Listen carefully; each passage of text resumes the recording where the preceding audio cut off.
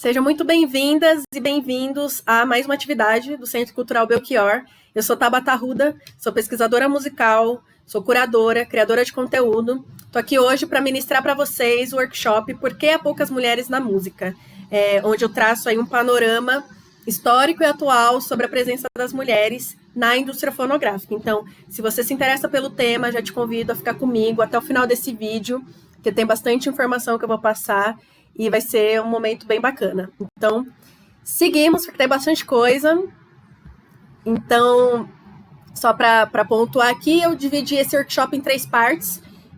A primeira parte falando muito mais do presente, né, através de 2 levantamentos que eu realizei, analisando programações de festivais brasileiros. Vou trazer esses dados para vocês.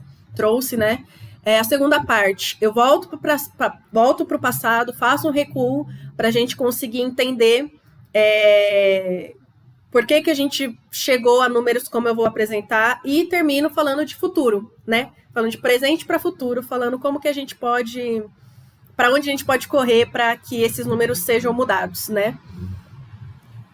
E aí aqui eu quero me apresentar, contar um pouquinho mais de mim para vocês. Então, como eu disse, meu nome é Tabata Arruda, tenho 32 anos e comecei minha carreira há cerca de 18 anos. Comecei criança, né, através dos meus estudos de canto coral, né, fui coralista durante muitos anos mesmo, e depois transitei para a área de produção, produção cultural, executiva, fui booker, enfim.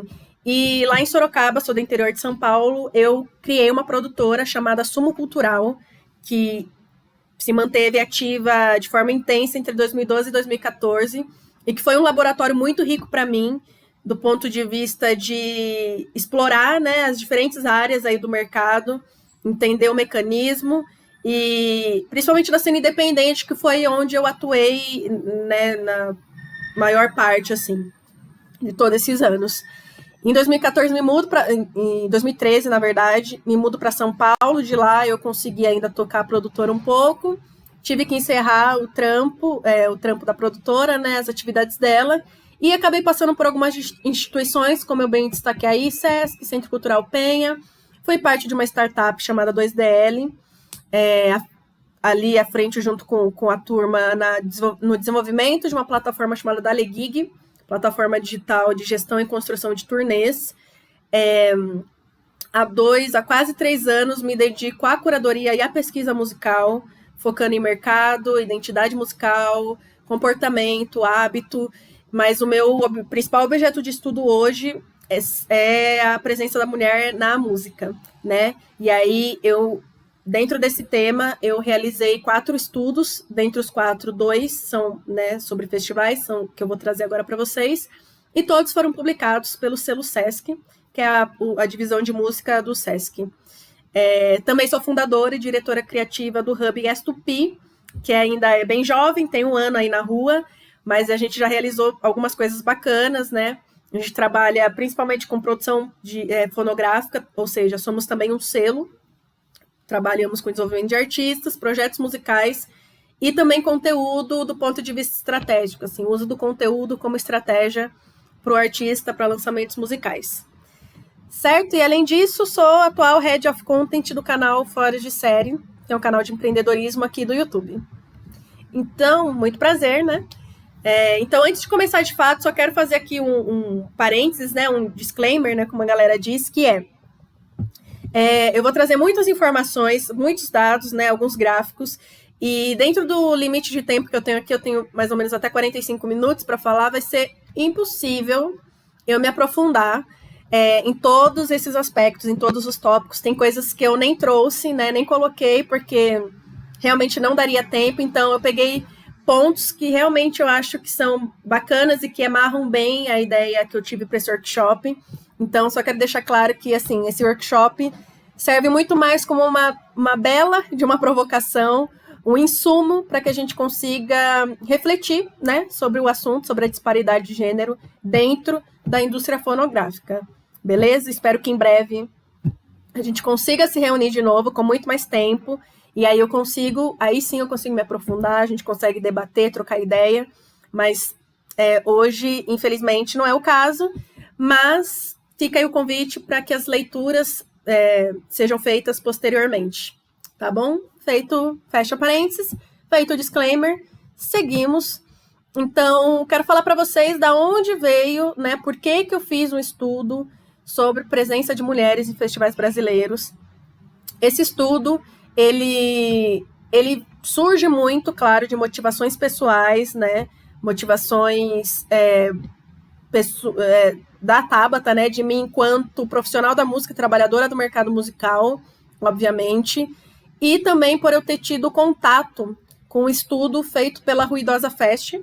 Para quem não conhece, Ruidosa Fest é um festival, né, que surgiu em 2016, e elas ganharam tanta força enquanto coletivo que a ideia do festival evoluiu para uma plataforma de conteúdo, uma plataforma de conteúdos muito relevantes, e dentre esses conteúdos que elas publicaram esse estudo, que eu dei um print aí lá do site, diretamente do site delas, que é sobre a presença de mulheres, né, dentro de festivais latino-americanos. Então, ele foi publicado em 2018 e elas reuniram dados aí de 4 países, Argentina, Chile, Colômbia e México. Quando eu tive contato com esse estudo, eu estava no momento ali de, digamos, progressão de carreira, né? Eu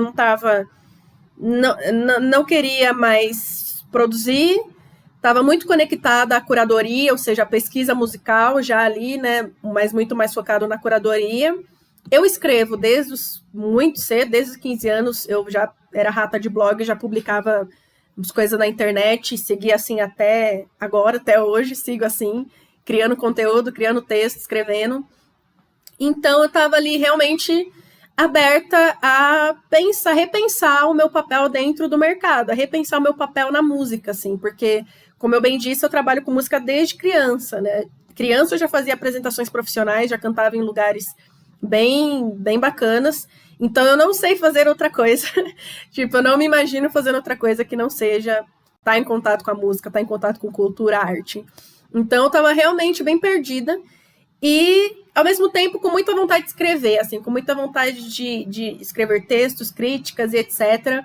E aí, quando eu tive contato com esse estudo, foi assim, tipo, digamos, o fósforo perfeito para mim, assim, que estava realmente, eu estava ali no mood galão de gasolina, querendo alguma coisa para, sabe, me inflamar. E quando eu vi esse estudo e vi este gráfico, né, já mostrando aqui 3 anos, entre 16 e 18, e esses números aqui embaixo, como vocês podem ver, eu fiquei muito, muito absurdada, assim. Ao mesmo tempo que quem é mulher, e se você é mulher e trabalha com música e está assistindo, você com certeza vai se identificar. Ao mesmo tempo que a gente sabe, né, a gente tem essa percepção que estamos sozinhas, sim, no camarim, estamos sozinhas, sim, no backstage, no palco, quando tudo é materializado em gráfico, em números, a coisa muda, né? A nossa percepção realmente muda, é outra. E foi isso que aconteceu comigo. Quando eu vi esses gráficos, eu falei, não é possível. Realmente não é possível que tenha só isso de mulher em festivais. Como assim, né, mano? Tem um monte de artista aí. E aí, assim, eu bati um olho rapidamente em alguns lineups aqui do Brasil, no mesmo dia, assim, que eu vi. Eu falei, caramba, realmente a situação é essa aqui também. Mandei uma mensagem para as meninas da Ruidosa lá e falei, poxa, vocês têm acesso aos dados do Brasil? Elas, não, né, tipo, não temos, né, tipo, a gente considerou apenas países hispanofalantes, né, por motivos óbvios, e, enfim, pô, faz aí também, né, elas jogaram essa provocação, e eu falei, sim, então tá, vamos, por que não, né, e aí eu comecei esse trabalho aí de pesquisa mesmo, primeiro, né, foram várias etapas, primeiro fiz esse levantamento aí de dados, para poder chegar à análise e aos gráficos que eu vou mostrar para vocês. Então, agora falando do meu levantamento em si, ele se chama A Presença Feminina em Festivais Brasileiros. Foram 2 publicados, né, em 2019 e 2020. O de 2019, o recorte que eu fiz foi o mesmo que elas fizeram, então eu considerei 2016, 17 e 18. E ano passado eu fiz a atualização incluindo apenas 2019. Então, assim, considerando os 4 festivais, eu analisei cerca de 2.816 artistas. Quando eu falo analisei, realmente foi tipo, eu olhei um por um para identificar se havia mulheres ou não e etc. E também foram 100 festivais analisados, dividindo entre os 4 anos. A publicação, que foi feita em 2020, através de indicação do público, foi premiada recentemente, há um mês atrás, no Prêmio Sim São Paulo, no Prêmio Sim, que é a Semana Internacional da Música. Esse ano teve uma estreia de uma categoria chamada Inovação, Pesquisa em Música, e através de indicação do público, eu concorri e, através de voto popular, eu ganhei também. Então, assim, é uma pesquisa premiada. Fiquei muito feliz, porque quem trabalha com pesquisa sabe o quanto é um trabalho solitário. Para mim, ainda mais, porque eu não faço parte de nenhuma instituição, faço tudo de maneira independente, faço de maneira sozinha mesmo, não tenho equipe para olhar os gráficos, eu mesma olho tudo, eu mesmo recolho tudo. Então, foi um prêmio, assim, um reconhecimento muito significativo, sabe? Então, é isso. E agora eu quero falar um pouco da metodologia que eu adotei, que foi a mesma que a Ruidosa usou lá para realizar o estudo delas, né? E que é bem simples, na verdade, né? Aqui eu tô falando de 24 festivais porque a partir de agora eu vou falar apenas do estudo de 2019, né? Que eu publiquei em 2020, na verdade, que considera o festival de 2019. Então, para 2020, assim como em 2018 também, enfim, eu, né, fiz esse levantamento dos festivais, olhei a programação de cada festival, eu dei prioridade a festivais multigêneros, porque quando a gente nicha, eu fiquei com muito medo de ter muita discrepância, né? Porque quando a gente nicha, dependendo do gênero musical, é para mais ou bem para menos ainda, ou quase nula a presença de mulheres. Então, multigênero eu acho que fazia muito mais sentido, assim. Alguns festivais que eu analisei nos últimos, de 2016 a 2018, não foram realizados em 2019, então também teve uma defasagem nesse sentido. Todas as programações eu retirei das redes dos festivais, sites oficiais e também em forma de imprensa. Então, e aí todas as atrações, né, eu dividi em 3 grandes categorias. Então eu dividi na categoria mista, onde eu considero projetos musicais compostos por no mínimo uma integrante mulher. Eu separei também na categoria mulheres, onde eu considerei bandas compostas somente por mulheres e artistas solistas. Então, mulheres artistas que se posicionam no mercado como solista, né? Ou seja, sem considerar a banda que acompanha.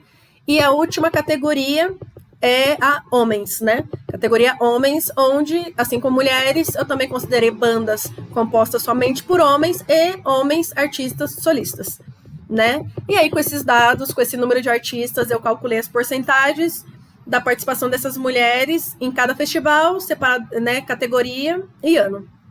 Eu considerei todos os horários, não separei palco, então, assim, considerei todos os horários e palcos, não só os principais. Eu considerei também, contabilizei apenas artistas da música, então, assim, outras linguagens artísticas eu também não considerei. Não considerei também grupos musicais identificados como bloco, maracatus, coco, ou qualquer outro que eu achei impossível identificar a quantidade de integrantes e quais integrantes fazem parte, por falta de informação mesmo, né, informação nas redes, informações, enfim, na imprensa. E aí também só frisando que as classificações de gênero foram feitas a partir de como cada artista se identifica em suas redes oficiais, né? Claro que isso não é um recurso para a gente determinar, né, tal coisa, mas eu tentei fazer ao máximo tudo, respeitando muito a identidade de gênero de cada artista. Então, também artistas trans foram consideradas dentro da categoria mulheres, certo? Dito isso, trago aqui para vocês o primeiro gráfico. Nesse gráfico aqui tem os 4 anos, ou seja, que eu realizei esse levantamento. Então, eu fiz o levantamento de cada ano, ou seja, tudo soma 100 festivais aí. Como vocês podem ver, entre 2016 e 2018, não passamos de 20% de mulheres nesses festivais. Já em 2019, a gente teve aí um crescimento de 3,5%, né? Quero frisar, assim, não está no gráfico, mas mesmo tendo ali 23,5%, as bandas majoritariamente compostas por mulheres, elas representaram apenas 3,2% desses lineups. Então, o espaço também de bandas majoritariamente femininas, ele é muito restrito ainda, ele é muito pequeno, ele é quase nulo, né? Aí aqui em seguida, eu trouxe um ranking que eu criei.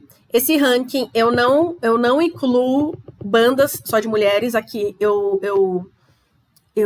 esse montante aqui, essa porcentagem é considerada apenas as artistas solistas. Então, para minha alegria, né, e claro, de todas nós, teve um festival que chegou, atingiu 50% pela primeira vez. Nos outros anos não teve nenhum que atingiu, que foi o Festival BR 135, lá do Maranhão. Festival BR 135 é idealizado por uma mulher, Luciana Simões, que é produtora cultural, artista, compositora. A Luciana também é curadora do festival. E, assim, é a prova que quando temos mulheres envolvidas nesses processos de curadoria, processos de tomada de decisão, é possível a gente ter um cenário diferente, né? Ter um festival aí que atinge 50% de mulheres. Então, não é impossível, né? Não é impossível e tem mulheres o suficiente para chegar numa equidade dessa. Outra coisa bacana que eu quero destacar do BR é que, assim, diferente de muitos festivais, que até tem, sei lá, por exemplo, Koala Festival, que tem 47%, Coma, que tem 40%, diferente de alguns festivais desse, o Festival BR também colocou as mulheres como headliner. Então, assim, acontece muitas vezes os festivais terem uma quantidade relevante de mulheres, porém, não tem mulheres na programação se destacando ali, como headliner mesmo, como, né, tipo, a braba do rolê. Então, isso do Festival BR 135 é muito legal de falar, porque teve Xenia Franciscel, em 2019, como as principais headliners de todo o festival.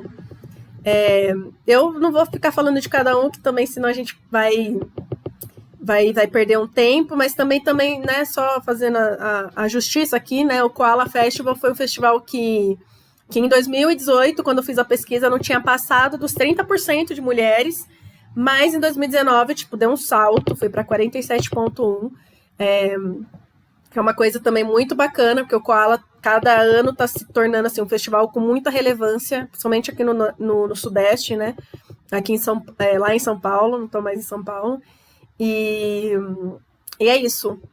Agora, o próximo gráfico, claro, são os festivais com menos mulheres solistas. E aí, é isso. Não tem muito o que dizer, né? A gente já, 0%. Porão Rock, né? Um festival aí de 20 anos, um festival relevante, histórico, né? Lá em Brasília. Um festival que o seu organizador, ele transita em várias conferências, enfim. É uma pessoa que é bastante requisitada aí dentro do mercado, principalmente da música independente, né? Então, é muito alarmante esse número para mim. E aqui a reflexão que eu sempre gosto de jogar aí no colo de vocês, né? No nosso colo, na verdade, é sobre quais festivais estamos consumindo. Quais festivais estamos divulgando? Quais festivais estamos... sabe? Tipo, dando importância. A gente tem que entender que, assim, festival principalmente festival multigênero, né? Festivais multigêneros são os eventos onde tem a maior concentração de diversidade do planeta, assim, né? Tipo, imagina um festival onde tem bandas de gêneros musicais diferentes, tudo que às vezes acontece no mesmo dia, ou seja, o número de pessoas diferentes por metro quadrado é muito grande. Então, é muito preocupante quando um palco de um festival multigênero não reflete a cara do seu público, que é diverso. Então, eu acho muito preocupante, eu acho muito alarmante que em 2019 a gente tenha festivais altamente consumidos, festivais históricos, festivais tradicionais, festivais com grandes patrocinadores, não passem aí dos 11%, no caso do Lollapalooza, não passem aí dos 10,6% de mulheres solistas em suas programações. Então, eu acho que é uma coisa que a gente pode cobrar, a gente pode pressionar enquanto consumidor, né? Não nem enquanto sociedade, porque a maioria desses festivais são privados, né? Então, assim, enquanto consumidor, né? Enquanto consumidor, o que se a gente paga, a gente também pode ter essa liberdade de cobrar esse festival de tipo, pô, eu quero ver mais diversidade nesse palco. Sim. Então, fica aí essa reflexão sobre os festivais com menos solistas. E aqui eu trouxe essa proporção que é referente a 2019 sobre, né, de homens para mulheres. Então, em 2019, dentro de 24 festivais, a gente teve aí para cada uma mulher 4,1 homens. Ou seja, é um ambiente muitas vezes nocivo. Bem, seguindo. E aqui, né, uma ideia mais para amarrar mesmo, né, mais para a gente amarrar a ideia de que sobre esses levantamentos que eu trouxe, né, sobre esses gráficos e tantos outros estudos que têm surgido aí, né, tem muita instituição fazendo estudos muito, muito, muito importantes dentro da indústria, dentro do mercado musical aqui do Brasil. Então, para mim, esses levantamentos, eles são importantes porque ele nos diz onde a gente está, em que lugar a gente está, qual é a situação hoje, tá? Como que a gente está hoje? Quantas mulheres não estão lá? E aí, a partir disso, a gente consegue mirar, né? A gente consegue saber para onde a gente mira, quais tipos de ações são mais urgentes, quais tipos de ações a gente tem que tomar, quem a gente tem que pressionar, quem a gente tem que cobrar. Então, é só através desses tipos de levantamentos que vai ser possível identificar esse lugar hoje e saber para onde a gente mira. Então, valorizem. Então, por que a pouca mulher? Então, por que tem pouca mulher? E aí, eu quero convidar vocês para a gente ir lá nos primórdios musicais. Eu não, né, como eu disse, eu não consegui trazer um artigo bem grande esse, que dá nome ao workshop, que é Por que há poucas mulheres na música? Esse artigo eu escrevi, ele ficou bem extenso. Então, aqui eu trouxe algumas mulheres, alguns destaques e algumas reflexões sobre a mulher desde a Idade Média. Então, vamos lá. Os primeiros, né, registros de mulheres que se destacam na música surgiram lá na Idade Média, e o nome mais conhecido, né, desse período é da Hildegarda, que até o momento de eu escrever essa análise aí, esse artigo, eu não conhecia, confesso. Hildegarda foi uma monja e, assim, foi uma pessoa muito importante, foi uma mulher muito importante na época dela. Ela foi tudo, ela foi visionária, filósofa, teve pesquisas no campo da medicina, pesquisas científicas, e mesmo, né, transitando para essa parte, ela não deixou de também figurar ali no mundo das artes, né? Então, claro, Hildegarda foi de uma família de nobres, ou seja, foi entregue também ao mosteiro, né, aos 8 anos. Então, dentro do mosteiro, ela foi exposta a um universo de conhecimento e prática que era muito, muito, muito extremamente raro para qualquer mulher naquela época, né? Então, isso foi primordial para que hoje a gente esteja aqui falando sobre ela, né? Uma curiosidade, assim, que como compositora, a Hildegarda trouxe inovações, né, pro canto gregoriano, né? Ela era regente ali no mosteiro, e para o canto gregoriano do século XIII, só datando aqui, e porque nessa época já existia uma estrutura bem estabelecida, né, vocal. Então, se antes dela começar ali a compor, a gente tinha ali o habitual estilo silábico, né, que é aquela coisa mais reta, a Hildegarda veio com o melisma, né, e simplesmente porque ela acreditava que daria muito mais beleza à liturgia. E isso foi escandalizado, óbvio, mas hoje em dia, né, aí o melisma realmente entrou ali no canto gregoriano a partir dessa época, e, enfim, tem cantor que usa até hoje, né? Seguindo aqui uma fotinha, né, para ilustrar, da Hildegarda, monja, e aí eu vou pular já para o período renascentista, onde, né, o homem, suas capacidades, como eu bem destaquei aí, assumem o papel de protagonistas nas artes, né? Então, nesse momento, a igreja se afasta, né, começa a se afastar dos caminhos do poder e, aliás, dos caminhos do poder e controle do saber, né? E aí isso foi primordial, porque aí a partir disso a gente conseguiu, né, ver uma progressão da música. E aí, como eu bem destaquei aí, principalmente através do plano vocal, né? Isso segue até o século XVI. E antes disso, haviam regras bem rígidas ao uso do canto e da voz, principalmente, né, direcionada à voz feminina, que sempre, aliás, a figura da mulher dentro da igreja sempre foi muito vinculada à sedução, ao pecado. Então, imagina uma mulher cantando no culto, assim, era o absurdo do absurdo. Então, a partir desse momento, essas rigidez, né, essa rigidez aí quanto ao uso do canto e da voz começaram a ser, né, quebradas e enfim. Quero trazer aqui, destacar uma mulher dessa época, pioneira, que foi a Maddalena Cassulani, italiana, a laudista, cantora. O que eu acho muito legal da Maddalena é que, né, ela foi a primeira compositora que teve sua obra musical impressa, e também a Maddalena, ela já trazia um discurso questionador, né? Ela já trazia um discurso sobre o seu lugar sobre o lugar que ela queria ocupar enquanto artista. Então, ela queria mostrar para o mundo, através das suas habilidades e composições, que a arte musical poderia sim ser atribuída a uma mulher. Então, isso já é muito foda. Eu acho incrível.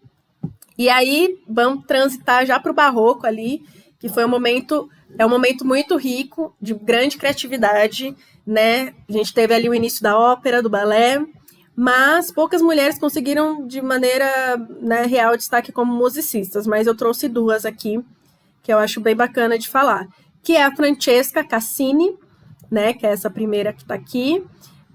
A Francesca, ela é considerada a primeira compositora a escrever uma ópera e uma das figuras musicais mais importantes.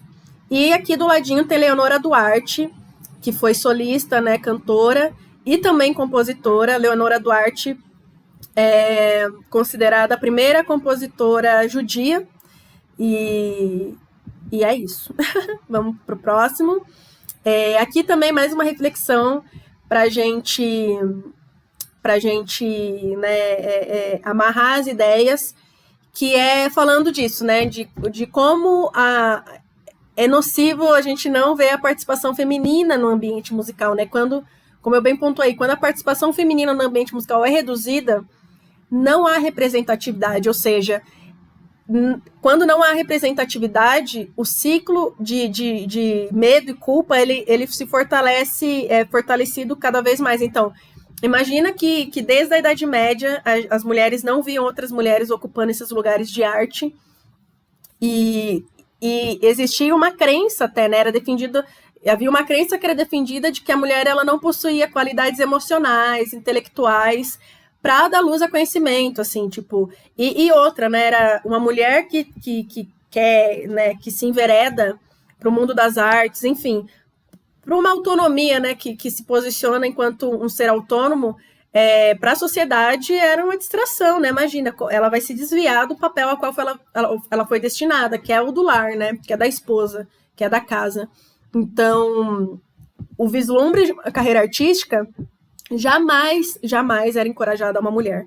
Jamais. Então, mas ainda assim, essas mulheres que eu citei, que tem mais mulheres, assim, né? Tipo, a história, ela é gigante. Essas mulheres, elas peitaram, digamos assim, né? Elas peitaram as regras, elas abriram mão de muitas coisas para poder ocupar o lugar que elas acreditavam que deviam ocupar. Então, é muito louvável que elas tenham feito isso. Eu acho que a gente, sim, tem que sempre conhecer a história para honrar essas mulheres, porque se não fosse elas, né, fazendo várias coisas, a gente não conseguiria estar aqui, eu não conseguiria estar aqui falando desse assunto com vocês hoje. Então, eu quis trazer mais para a gente entender, né, quais foram essas pioneiras.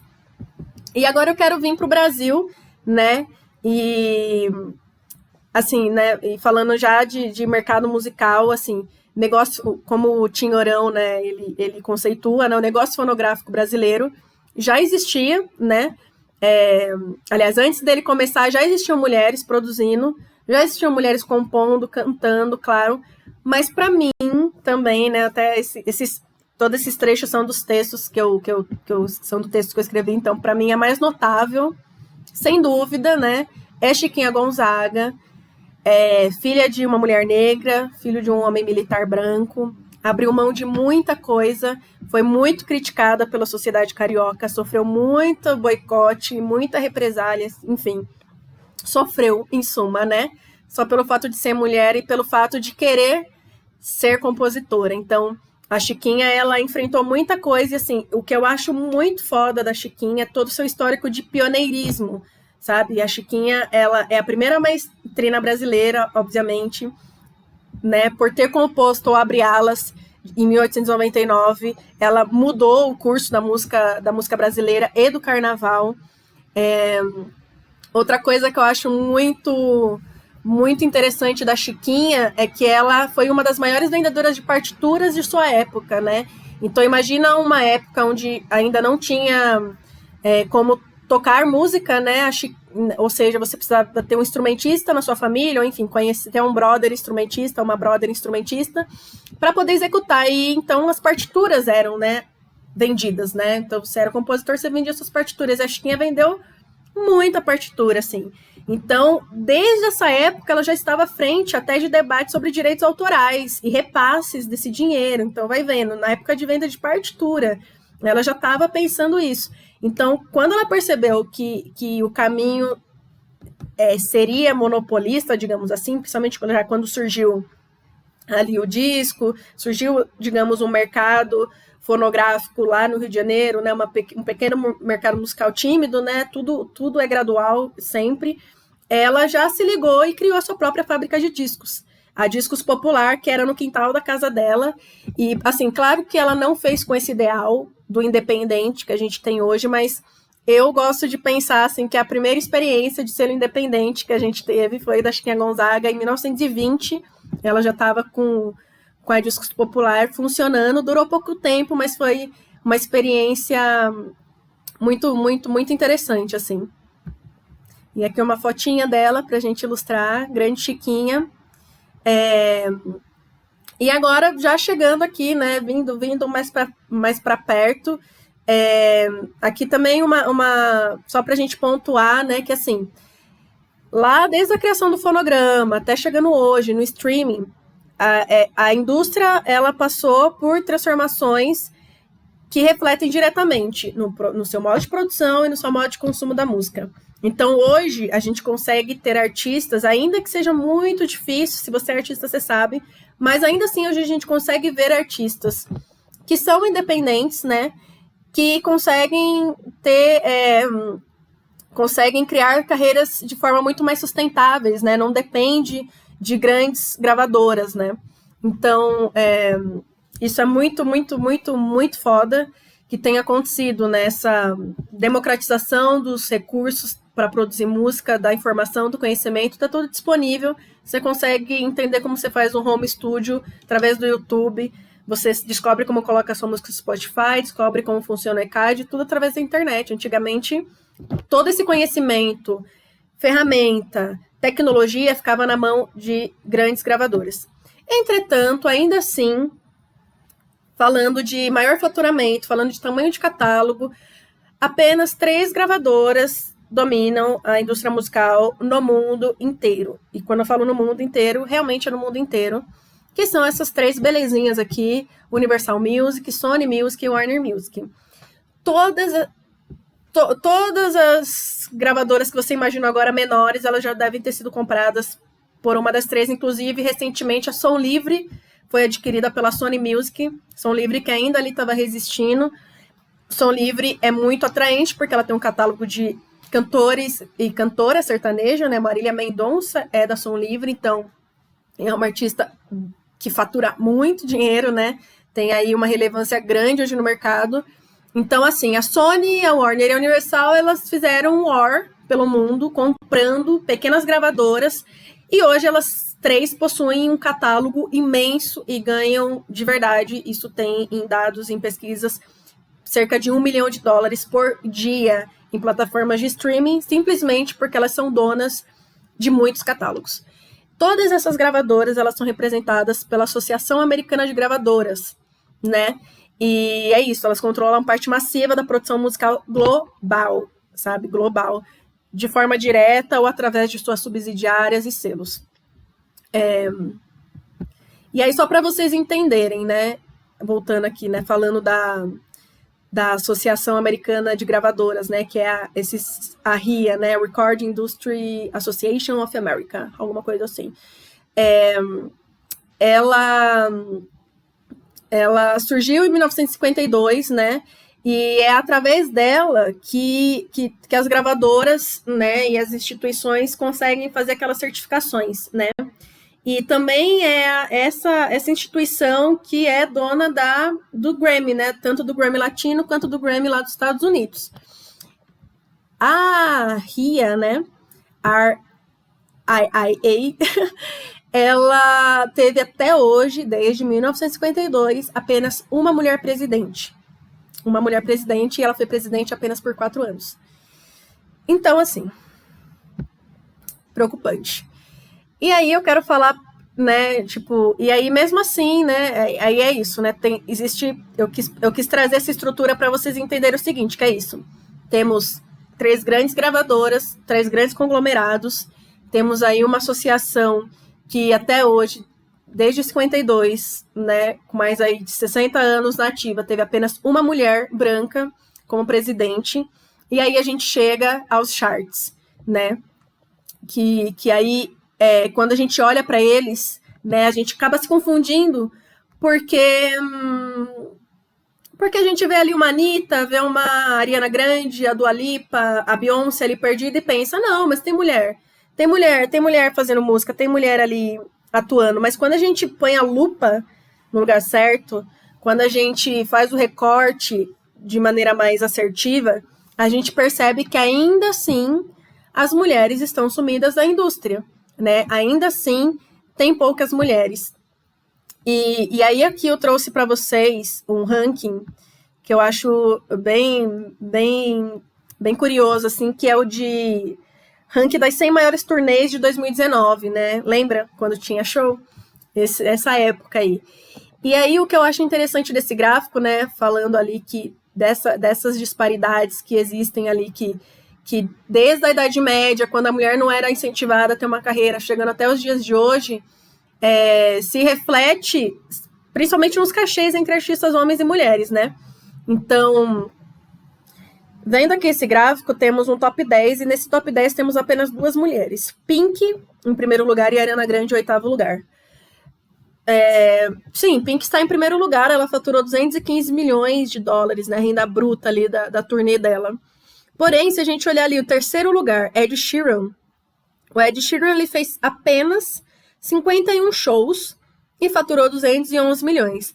A Ariana Grande foi em 8º lugar, ela fez 78 shows e faturou 118. A Pink está em primeiro lugar e ela fez 68 shows, ela fez 17 shows a mais que o Ed Sheeran e faturou 215 milhões. Então, né, eu sou de humanas, obviamente, mas uma matemática bem simples já ilustra que se a Ariana Grande, por exemplo, tivesse ganho a mesma grana, a mesma média de cachê que o Ed Sheeran e mantido os seus 78 shows, talvez ela estivesse em primeiro lugar até, né?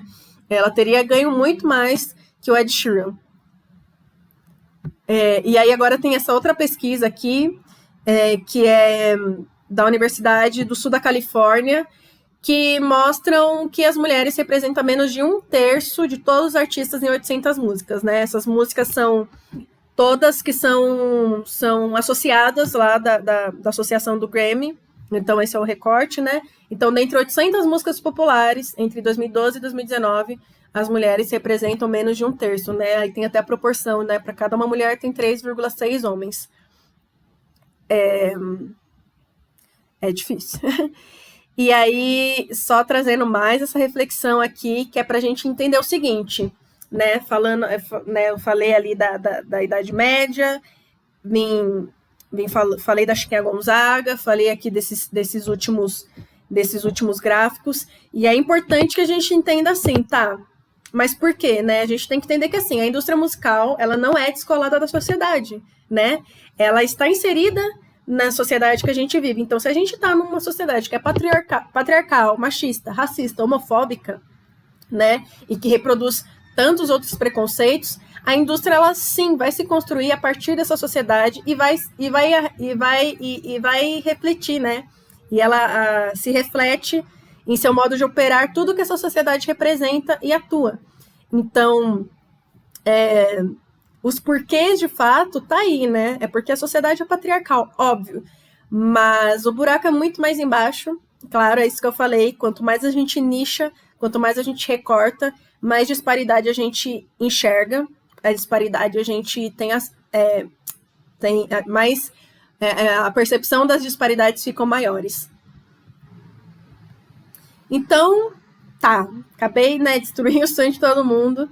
Né, mostrei aí que desde a Idade Média tá difícil a coisa, ninguém incentiva a gente, ninguém quer, enfim, ninguém dá espaço de fato, ninguém paga a gente bem e ninguém nos respeita, né?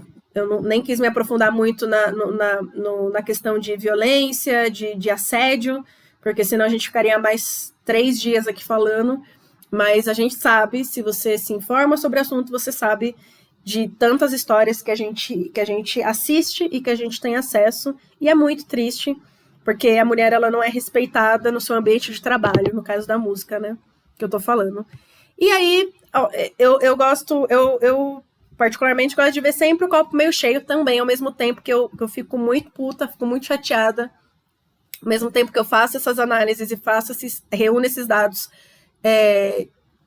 de maneira muito preocupada, eu também vejo que tem gente pensando diferente, né? Tem mulheres, né? Claro, mulheres, nós, pensando diferente, tentando correr para algum lugar, né? Criar um lugar nosso. Eu acredito muito que o futuro, que a mudança desses dados, né? Seja o coletivo, seja a nossa capacidade da gente se reunir, da gente viver, da gente operar em comunidade. Então, eu trouxe aqui para vocês 4 exemplos de iniciativas que para mim são muito, muito, muito legais e muito importantes. Então, trouxe aqui também outro trecho do texto, né, falando do presente e o futuro da indústria, que se a gente quer ele com mais igualdade, a gente trabalhar esse talento que eu falei de se reunir, né, das mulheres. Né, as mulheres são seres com a maior capacidade de trabalhar,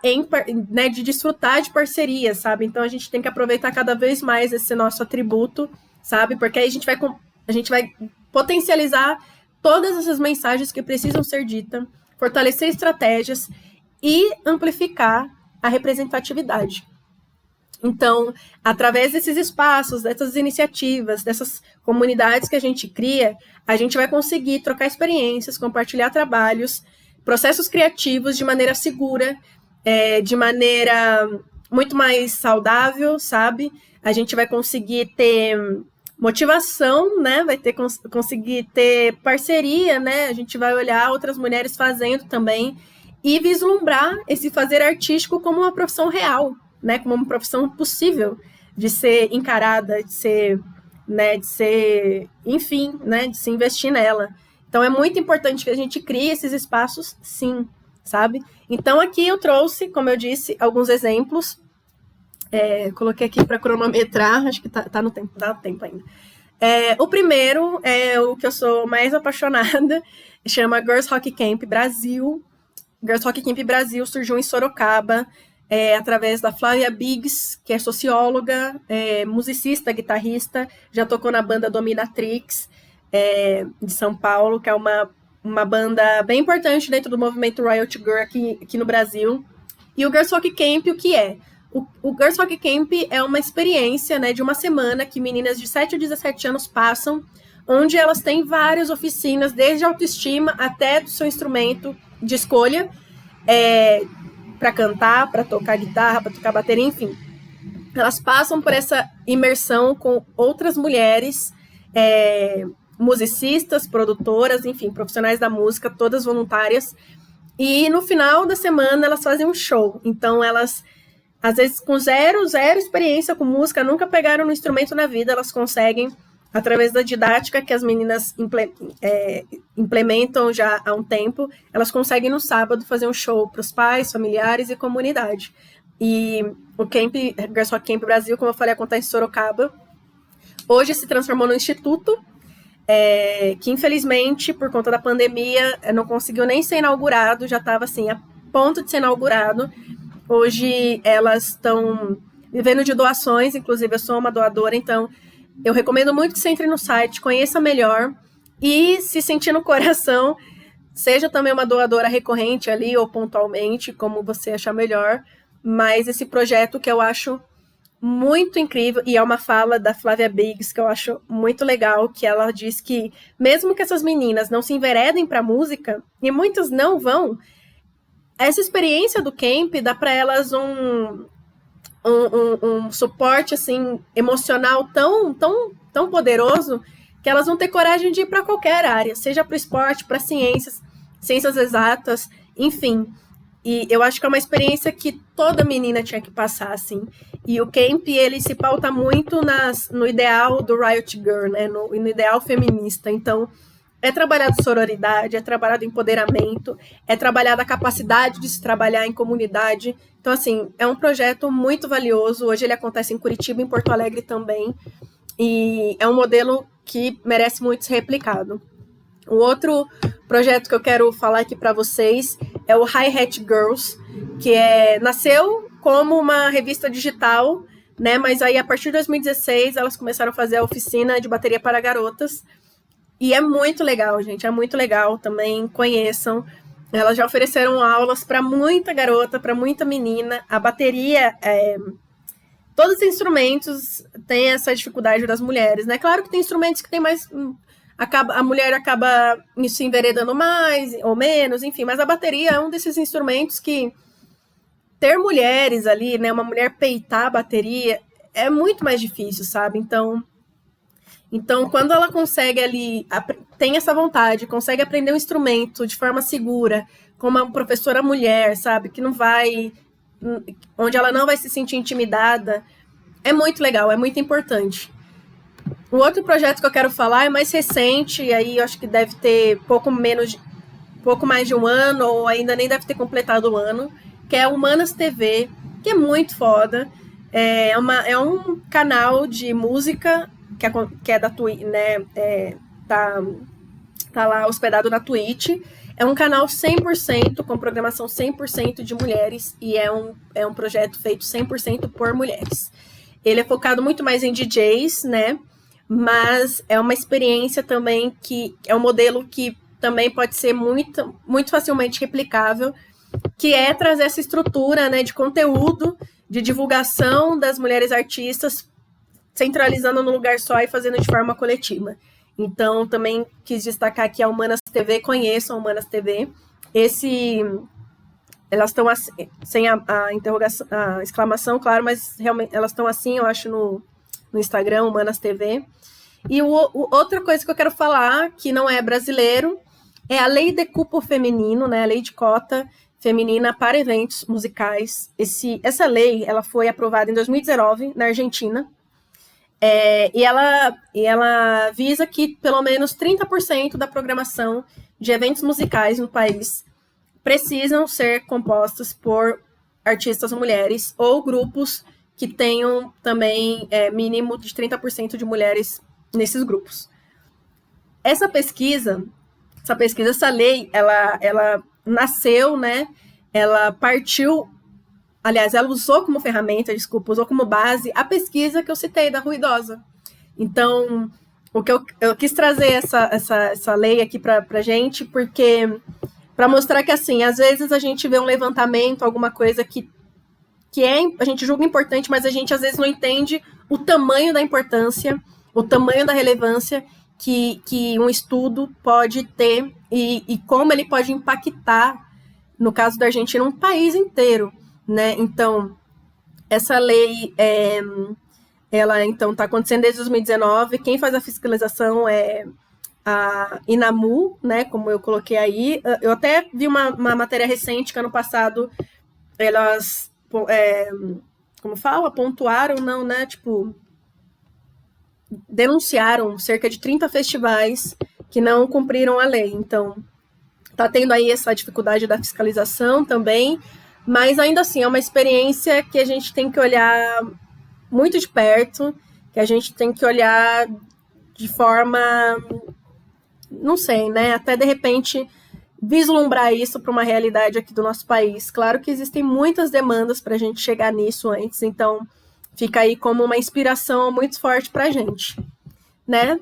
E aí eu quero trazer aqui essa frase, né, que eu gosto muito, que está num dos textos meus, que é isso, né? Eu acho que é legal que a gente entenda que toda vez que uma mulher, né, ousar tocar uma guitarra, pegar na baqueta, subir num palco, dizer o que pensa, cantar no microfone, ela está ocupando um lugar que foi historicamente negado a ela, né? Assim como eu mostrei. Ou seja, eu gosto de ir para esse passado para chegar aqui nessa frase de forma muito mais contundente, né? A gente está ocupando simplesmente um lugar que foi negado a nós. A gente não está fazendo mais nada. A gente não quer afrontar ninguém. A gente só está ocupando um lugar que nos foi negado e que é importante para nós também, enquanto profissão, enquanto aspiração, enfim. Cada uma tem seu motivo bem pessoal, mas a gente precisa ocupar esses lugares. Então, aqui são as minhas pesquisas que eu usei, as duas que eu, né, dos festivais, Por que há poucas mulheres na música, que dá nome, né, ao workshop, e o Faça Você Mesma, que é um estudo de caso do Girls Rock Camp Brasil. Eu falo bastante do movimento Riot Girl, né, que foi que inspirou o camp, e falo bastante do camp, entrevistei a Flávia Biggs, então tem algumas falas dela ali ao longo do estudo de caso. Convido vocês todas, principalmente, a lerem esses textos. Eles são muito especiais para mim, né, por conta do tema, né, e por conta de toda a reflexão que me trouxe, toda a bagagem que está me trazendo cada dia mais.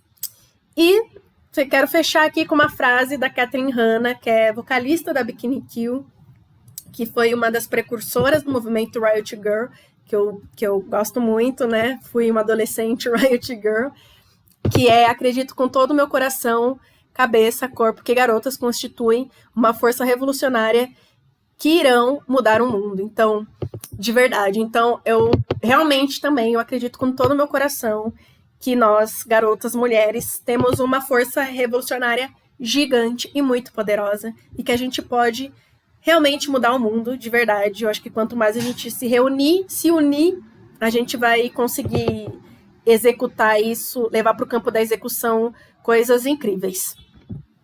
E é isso. Obrigada. Fecho aqui com uma imagem. Eu acho que não funcionou o GIF, porque eu baixei em PNG, mas era um GIF, que é dessa show icônico da Kathleen Hanna falando All Girls to the Front, todas as garotas para frente, e pedindo para os caras respeitarem as meninas e ir para trás, para elas poderem apreciar aquele show, né, de outras mulheres. Então é isso, quero agradecer vocês que ficaram agora até aqui, este vídeo, que eu passei um pouco do tempo. Espero que a gente converse mais. Aqui estão meus contatos, meu site, tabata.work, lá tem toda minha trajetória profissional, meus textos, tem outras coisas lá, enfim, tem meus contatos, meu Instagram e meu e-mail. Então, se vocês quiserem aprofundar mais nesses assuntos que eu trouxe, infelizmente, como eu disse, tive que passar de forma rapidinha, assim, né, é muito mais pra gente dar aquela provocada, dar aquela acordada. Então, fiquem muito à vontade, certo? Aqui é a bibliografia que eu usei em todos os artigos e pesquisas. E aqui, como eu disse, né, vamos conversar mais. Então, eu te convido também, mulher, da música ou não, pesquisadora, enfim, aspirante, musicista. Se você quiser conversar mais, se você quiser trocar mais ideias, se você quiser ter acesso às pesquisas, enfim, quiser trocar conteúdo, né, sobre todos esses assuntos, sobre as mulheres na indústria, aponta aí o celular para o QR Code, você vai direto para um grupo no Telegram, que eu criei faz pouco tempo, confesso, criei ontem, mas me deram essa ideia, e eu achei bem bacana de criar um grupo de discussão ali no Telegram, que eu acho que é um canal bem legal. Então fica esse convite. Mais uma vez eu quero agradecer ao Centro Cultural Belchior pelo espaço, pela iniciativa, pela importância que vocês têm, né, na região Nordeste e em todo o Brasil, né? Tô aqui eu de Minas Gerais falando para vocês. Então, isso é muito importante, muito poderoso. E é isso, nos vemos numa próxima.